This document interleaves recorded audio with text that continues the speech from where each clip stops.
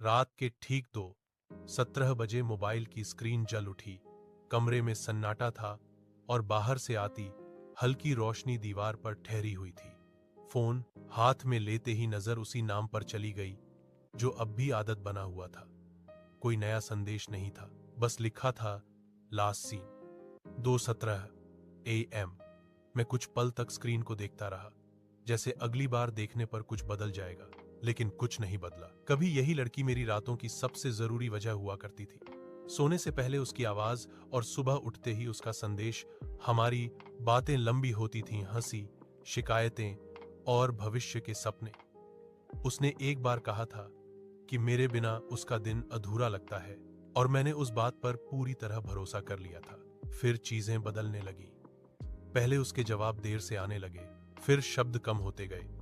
सब ठीक है, अब सिर्फ एक औपचारिक जवाब बन गया था। जब मैंने पूछा तो उसने कहा कि वह व्यस्त है। वही व्यस्तता धीरे धीरे दूरी बन गई। एक रात मैंने लिखा कि मुझे लगता है वह बदल गई है। काफी देर बाद जवाब आया, I think we should stop talking. न कोई वजह, न कोई आखिरी बात, बस एक पंक्ति और सब खत्म। अगली सुबह जिंदगी सामान्य लग रही थी, लेकिन मेरे लिए समय वहीं रुक गया था 2:17 पर। आज भी कभी कभी उसी समय नींद खुल जाती है। आदतन फोन देखता हूं, वही नाम, वही आखिरी समय। तब समझ आता है कि कुछ लोग हमारी जिंदगी में हमेशा रहने नहीं आते।